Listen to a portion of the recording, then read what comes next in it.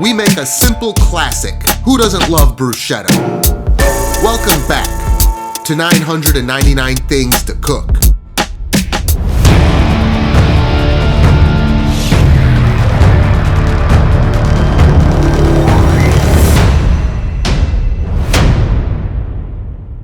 Track down that like button right now as we start with tomatoes. To make bruschetta, we first have to dice tomatoes. And yeah, unless you normally speak with an Italian accent, it's called bruschetta. If you have an American accent like me and you come at me out of nowhere with bruschetta, we will have a problem. Anyways, tips of the tomatoes come off and cut each tomato in half. Use a spoon and scoop out the core of them all. Hopefully you can save the tips and the cores to make stock. But if you're in a bit of a I don't give a crap at the moment attitude like me, then they get discarded. Once all the tomatoes have been cored, they need to be diced. If you lay the tomato this way, then the knife could slip off and bite you. So just flip them upside down and it's much easier to mow through them. Cut them into strips and then turn them to dice. I like a small to medium dice on mine. I've seen people use a large dice and I'm not really a fan of that. And if you go too small, I feel like it's more of a salsa at that point. So once all of your tomatoes have been diced, we move on to a red onion. I have a peeled red onion that I've cut in half. I'll show you how I dice an onion,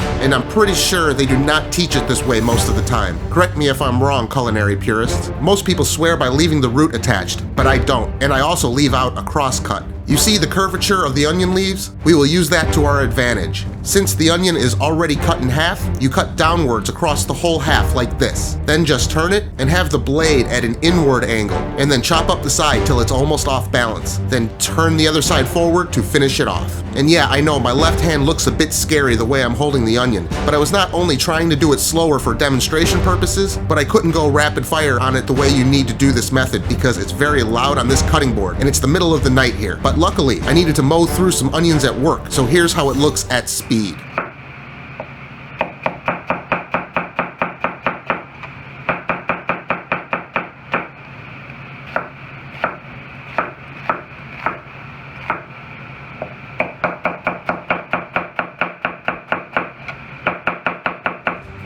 But anyways, I wanted to mince on these, so just go over them a few more times on the board for that. I like the onions to be at least half the size of the tomato dice. We will also need some basil. So here, we have the most pathetically small basil I think I could possibly come across. Pick the leaves and make small little piles. Then roll them up just like a little basil roll and cut it into tiny thin strips. This is called a chiffonade. You could just hack them up any which way and it'll have a more rustic look to it. Okay, tomatoes go in the bowl, followed by the onion. Always mix this gently, by the way. Give it a good glug of some extra virgin olive oil. Hit it with some salt, also some fresh cracked black pepper. Make sure it's fresh cracked. Add the basil and incorporate everything. And that's it for our mix. I know, you think I forgot garlic. Well, this is not going in there. No way, man. Well, if I had 100 people to feed, then it would. Wrap up the bowl and set it aside for like 30 minutes. We have bread. Yeah, it's a French baguette. I'm well aware of that and do not care. On the bias, it gets sliced. You could just cut it straight down too, that would be fine. Sheet tray and olive oil all over. Yes, both sides. Rub them around a bit on the tray. Into a 400-degree oven they go until a bit crusty on both sides. Then take your garlic and cut it in half. If it holds together, that's great. Mine fell apart, but no crying in the kitchen. Just take a clove and using the cut end of it, rub it all over the toast while they are still hot. This gives it a much better flavor than if you were to just mince it up and put it in the tomato mix. Don't believe me? Then keep using the minced stuff. And now, the complicated construction of our appetizer. Take a piece of toast and add a scoop of the mix on. There you have it, folks. That is bruschetta. Yeah, it's supposed to be simple. Oh, you want the whole restaurant thing? Okay, fine. In a pot, we pour a few cups of some good quality balsamic vinegar.